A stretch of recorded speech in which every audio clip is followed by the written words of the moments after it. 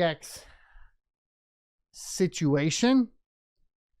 Xeggex has been down for over a week now, or I guess, yeah, about a week now, and there hasn't been a lot of information surrounding it. We did get more details specifically from another Discord through them on the Xeggex Discord on exactly what happened. So here's what Xeggex is saying happened, okay?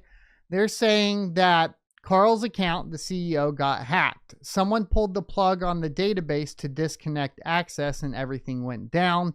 Funds are reported safe and don't appear to have been moved. The database was corrupted by the rapid shutdown and or the hacker, which is kind of like, I'm a little confused on that one. And it says that the backups don't have the most recent data between last backup and shutdown, roughly 1 to 4 hours, you know, when the crypto market was tanking hard, obviously.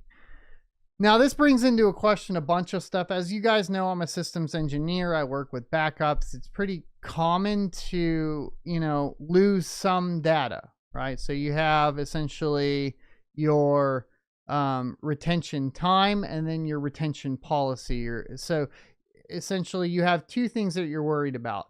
You have to worry about how long before you are back up and running, and how much data did you lose? And so a typical amount of how much data did you lose would be at a max for a database system like 15 minutes. They're claiming, of course, here that it was down for 1 to 4 hours. So they're way outside of what a traditional IT team would be expected to provide. Okay. So that's a little bit worrisome. And then a typical recovery time, you know, in the case of a large database, depending on the type of storage, I could see it taking a day, maybe longer, depending on what they're doing. Typically with any financial data, there is usually a requirement or a standard that you would be up within like 4 hours. They're way outside of the 4-hour range. This is pretty standard. The Wild West of cryptocurrency has very terrible IT departments from what I've seen in the past. So I believe that all of this could be true. But it does call into the question their ability to actually run an exchange, right? They apparently, from what I could tell, they said they were hiring on their Twitter account a database architect. So they don't have a DBA on staff, which is concerning for a cryptocurrency exchange. I think you should have a database architect on staff, period. You should have pretty robust backup systems at this point, and you can do a lot of that in the cloud and meet those restrictions as well. So, you know, regardless of if what they say is true, or if they're lying and they stole a bunch of funds, regardless of either way on that, my faith in their ability to handle a database full of financial information is extremely low, right? This is stuff, I mean, to be frank, like, this is stuff that IT departments get completely restructured and people get fired for, right? And we're going on over a week.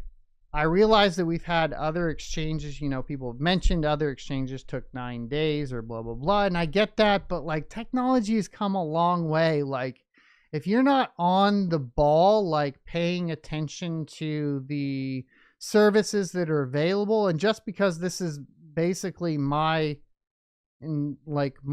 job description, it just, when I hear stuff that's like quite clearly like shows incompetence in this area to a certain extent, it's hard for me to be like, okay, it's fine, right?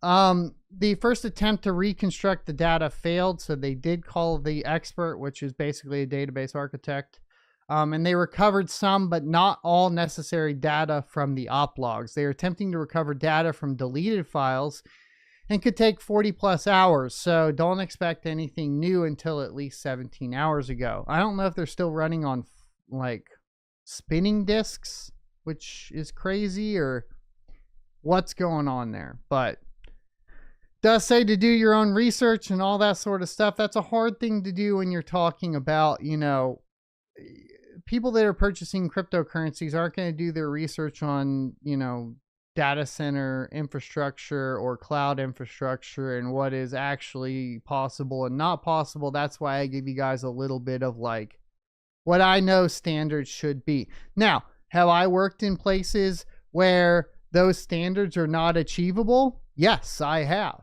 And yes, it does take a team and a while to get organizations into those positions to meet those requirements.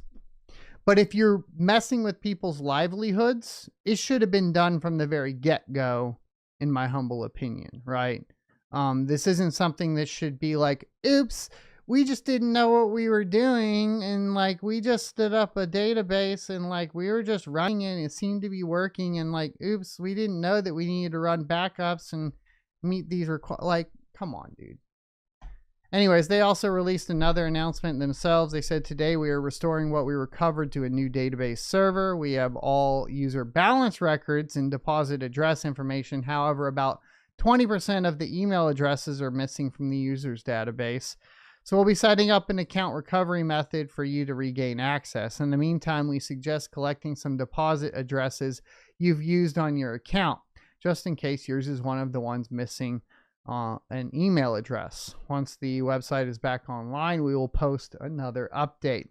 I assume this recovery process will look something like this. Let's say you're one of the 20% of users that doesn't have an email address tied to your account.